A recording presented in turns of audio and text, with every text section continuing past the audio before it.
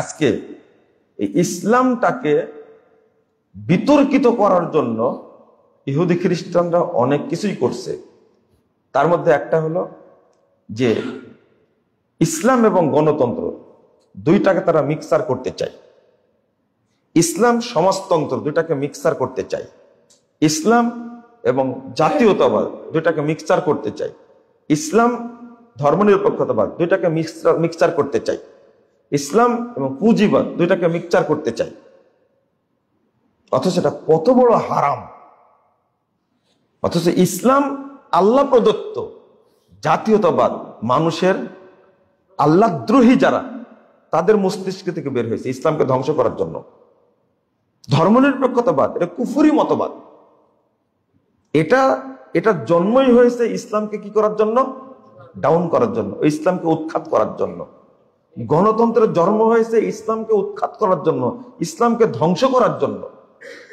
কিন্তু মোল্লারা মানে সুদ যেমন বুঝে না, সুদকে হালাল বলছে, ঠিক এই প্রচলিত মতবাদগুলোকেও জায়েজ মনে করছে।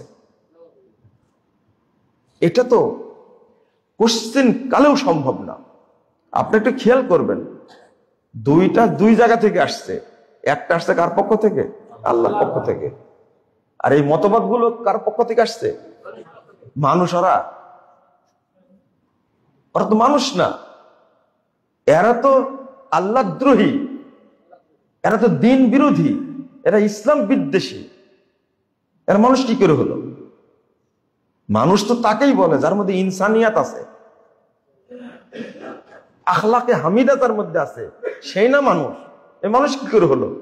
এর উদ্দেশ্যই যিনি মানুষ সৃষ্টি করেছেন, তিনি যে সংবিধান দিয়েছেন, তিনি যে দিন দিয়েছেন, সেই দিনকে ধ্বংস করার জন্য যে মতবাদ তৈরি করতে, ও মানুষ হয় কোনোদিন? আপনার বুঝতেই ভুল হয়েছে। তাহলে এরপরে বলেন, আল্লাহ যেহেতু বলেছেন হাবলুম মিনান নাস, একটা হলো হাবলুল্লাহ আর হাবলুন নাস। একটা হলো আল্লাহর প্রদত্ত বিধান আর একটা মানুষ প্রদত্ত কি ইজম। দুইটা কখনো এক জায়গায় হতে পারে না। এই বুঝটা আপনাকে বুঝতে হবে। আচ্ছা, আর একটা জিনিস আপনাদেরকে বলি, সেটা হলো আত-তাওহীদ ফিল ইলাহ। দয়া করে কথাটা বল, তিনটা কথা, বেশি না। আত-তাওহীদ ফিল ইলাহ, ইবাদতের ক্ষেত্রে। আত-তাওহীদ ফিল ইবাদা, ইবাদতের ক্ষেত্রে একমাত্র কাকে মানতে হবে? আল্লাহ। খুব ভালো করে শোনেন, তাহলে ইবাদত আমরা কাউকে করি না, একমাত্র আল্লাহকে করি, আলহামদুলিল্লাহ। 2 নম্বর, আত-তাওহীদ ফিদ দ্বীন,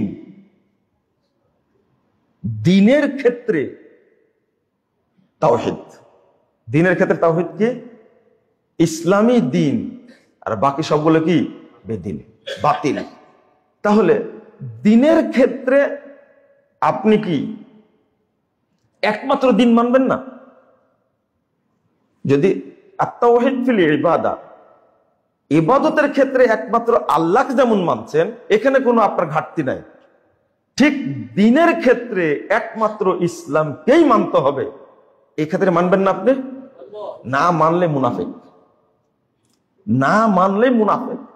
এবং এই নিফাকিটা সাধারণ মুনাফিকের চেয়ে বেশি শক্ত, বেশি শক্ত। আত-তাওহীদ ফিদ দ্বীন। আরেকটা হলো আত-তাওহীদ ফির রিসালা, রিসালাতের ক্ষেত্রে তাওহীদ, অর্থাৎ মুহাম্মদুর রাসূলুল্লাহ সাল্লাল্লাহু আলাইহি ওয়াসাল্লাম, তাকে আল্লাহ যেটা দিয়েছেন অনুসরণের ক্ষেত্রে একমাত্র মুহাম্মদই যথেষ্ট, অন্য কাউকে অ্যাড করা যাবে একবার সোজা করে। তিনটা কথা, আত-তাওহীদ ফিল ইবাদা, আত-তাওহীদ ফিল ইলাহ, আত-তাওহীদ ফিদ দ্বীন, আত-তাওহীদ ফির রিসালা। এই তিনটা আপনি তিনটার ব্যাপারে বুঝেন। আল্লাহর ক্ষেত্রে, ইবাদতের ক্ষেত্রে যেমন একমাত্র আল্লাহকে মানে, দ্বীনের ক্ষেত্রে আমাকে একমাত্র ইসলামকে মানতে হবে, এবং রিসালাতের ক্ষেত্রেও একমাত্র মুহাম্মদুর রাসূলুল্লাহ সাল্লাল্লাহু আলাইহি ওয়াসাল্লাম মানতে হবে। ইবাদতের ক্ষেত্রে তাওহীদ বুঝেন কিন্তু আপনি, এজন্য মাজারে সেজদা দেন না, এজন্য আপনি খানকায় যান না, এজন্য পীরের দরকার মাথা নত করেন না। আপনি বুঝেন যে ইবাদতটা একমাত্র কার জন্য? আল্লাহ, এটা বুঝেন আপনি। কিন্তু দিন মানার ক্ষেত্রে একমাত্র ইসলামকেই মানতে হবে, অন্য কাউকে অ্যাড করা যাবে না, এক্ষেত্রে ঘাটতি আছে। যখনই ইসলামের পাশাপাশি আর একটাকে অ্যাড করলেন, বেদিনী কোনো মতবাদ, তাহলে আপনি তাগুতের সাথে কি করলেন? আপোষ করলেন। ওমাই ইয়াকফুর বিত-তাগুত ওয়া ইউমিন বিল্লাহ ফাকাদ ইসতামসাকা বিল উরওয়াতিল ওয়াসকা লা ইনফিসামা লাহা।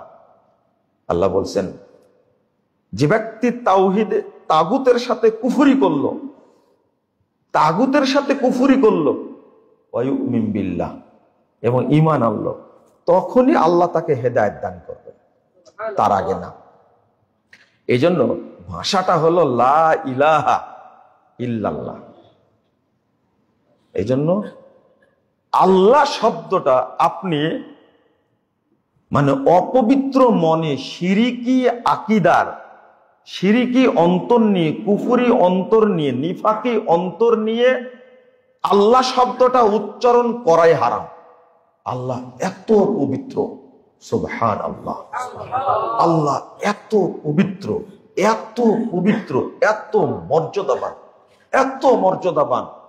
আল্লাহ সত্তা হিসাবে এত পবিত্র, আপনি কুফরি অন্তর নিয়ে আল্লাহ শব্দটা উচ্চারণই করতে পারবেন না, হারাম।